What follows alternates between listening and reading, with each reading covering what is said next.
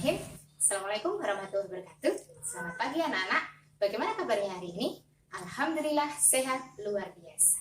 Ya, hari ini kita akan melanjutkan materi yang kedua di bab kedua. Ya, kemarin kita udah belajar tentang reproduksi manusia. Sekarang kita belajar tentang reproduksi tumbuhan dan hewan. Ya, pada bab kedua ini kamu sudah ibu beri tugas kemarin untuk pengamatan di lingkungan sekitar kamu, tumbuhan yang ada di sekitar rumah.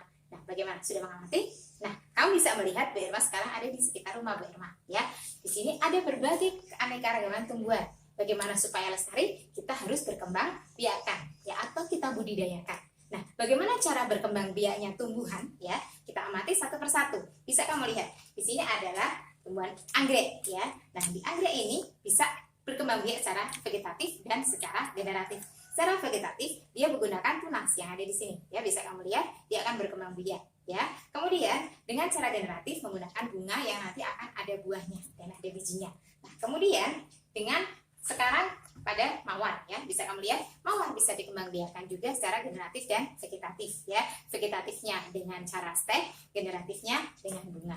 Kemudian di sini adalah cocor bebek, ya. Cocor bebek di sini, ya, kita bisa kembangbiakan secara vegetatif alami karena dia akan muncul tunas di ketiak daun ini, ya. Kemudian kalau yang sansevieria kita juga bisa kembangbiakan dengan cara apa, mana?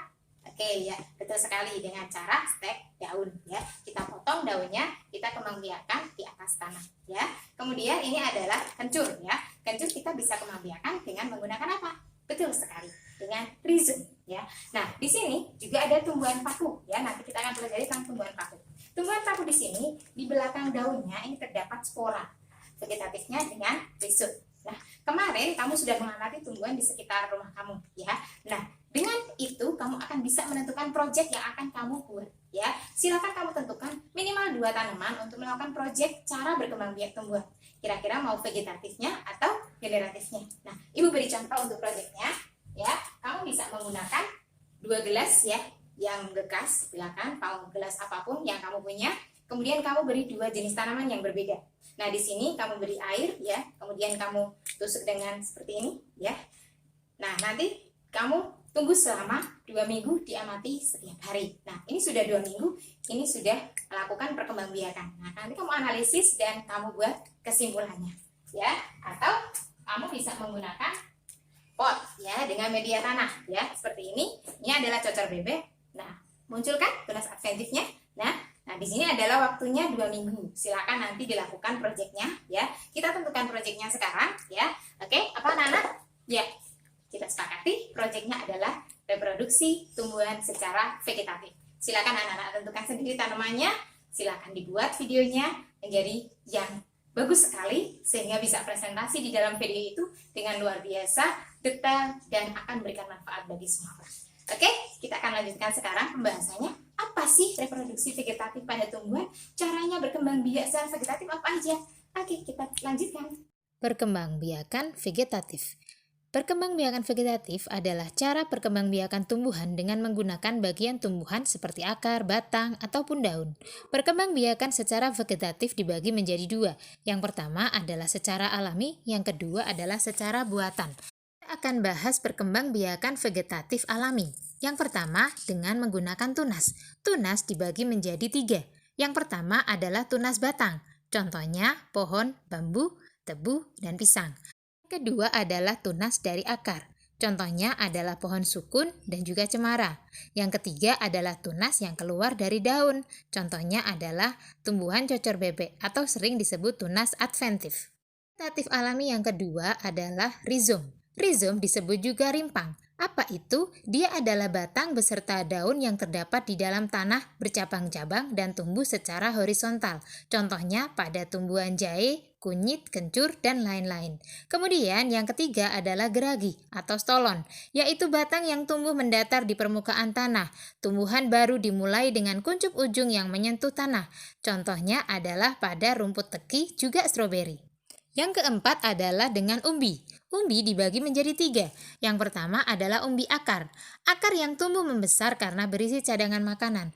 Jika umbi akar ditanam bersama dengan pangkal batangnya, maka pada pangkal batang itu akan tumbuh tunas. Tunas tersebut merupakan tumbuhan baru, antara lain dahlia, wortel, lobak, dan singkong. Yang kedua adalah ubi batang. Batang yang tumbuh di dalam tanah dan ujungnya menggelembung menjadi umbi, merupakan cadangan makanan bagi tumbuhan tersebut. Permukaan umbi batang tumbuh sisik dan juga kuncup membentuk mata tunas. Contohnya pada kentang dan juga ubi jalar. Yang ketiga adalah umbi lapis, batang yang tumbuh di bawah tanah, menggelembung dan berair. Dia memiliki sisik-sisik daun yang berfungsi sebagai cadangan makanan, contohnya bawang merah. Selanjutnya adalah perkembangbiakan tumbuhan secara vegetatif buatan. Yang pertama adalah mencangkok. Tujuan mencangkok adalah untuk memperoleh tumbuhan yang cepat berbuah dan sifatnya sama dengan induknya. Contoh tumbuhan mencangkok adalah jambu biji, rambutan, dan mangga. Untuk proses mencangkok bisa diamati pada video berikut ini. Pertama, pilih dahan yang bergaris tengah kira-kira 2 cm. Sayat melingkar kira-kira 3-5 cm. Bersihkan kambium yang masih melekat pada kayu dan lendir yang masih membasahinya. Pilihlah tanah yang baik dan gembur yang telah tercampur dengan pupuk kandang. Tutuplah dahan yang dikerat tadi dengan tanah dan juga plastik yang telah disiapkan. Kemudian ikatlah kedua ujungnya, maka proses mencangkok telah selesai. Yang kedua adalah menempel. Menempel adalah menggabungkan bagian tubuh dua tanaman yang mempunyai sifat berbeda. Masing-masing tanaman umumnya mempunyai kelebihan. Tanaman yang bisa dikembangbiakkan dengan menempel, contohnya jeruk dan kopi. Cara menempel adalah sebagai berikut. Pertama-tama, kita buat jendela okulasi dengan mengiris batang bawah. Selanjutnya, membentuk mata tempel dalam bentuk sayatan yang ukurannya sama dengan jendela okulasi yang telah kita siapkan. Langkah berikutnya adalah penempelan mata tunas. Lakukan dengan hati-hati sehingga tidak merusak kambium. Bungkus dengan rapi dan biarkan sampai 1 bulan dan kita tunggu sampai mata tunas mengeluarkan tunas yang baru. Cara yang ketiga adalah menyambung atau sering disebut mengenten. Pada dasarnya menyambung sama dengan menempel, yaitu menggabungkan bagian dua tanaman yang mempunyai sifat berbeda. Tujuannya adalah tanaman yang perakarannya kuat disambung dengan tanaman yang buahnya baik. Tanaman yang bisa disambung misalnya sirsak dan jambu air. Silakan anak-anak perhatikan cara menyambung tanaman. Pilihlah tunas atas dan tunas bawah yang akan kita sambung, lalu belah tunas bawah untuk menyambung. Sayatlah tunas atas agar bisa masuk pada tempat yang sudah kita belah, lalu sambungkan keduanya hingga menjadi rapat, seperti kamu bisa melihat. Kuatkan sambungan dan tutup menggunakan plastik secara merata. Setelah tersambung, berikanlah tutup plastik pada tanaman atas untuk mengurangi penguapan.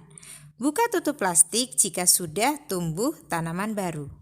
Selanjutnya adalah merunduk. Merunduk adalah membengkokkan bagian batang atau cabang ke bawah, kemudian dibenamkan ke dalam tanah. Contoh tanaman merunduk adalah anggur, stroberi, dan apel. Berikut ini adalah cara merunduk pada tanaman stroberi. Siapkan pot kecil untuk tanaman yang baru nanti. Pilihlah bagian tanaman yang telah memiliki akar dan tempatkan pada pot yang sudah disediakan. Berikan penjepit agar tanaman baru tidak terangkat ke atas tanah. Tambahkan tanah yang baik dan subur agar tumbuhan baru dapat berkembang dengan baik dan subur pula.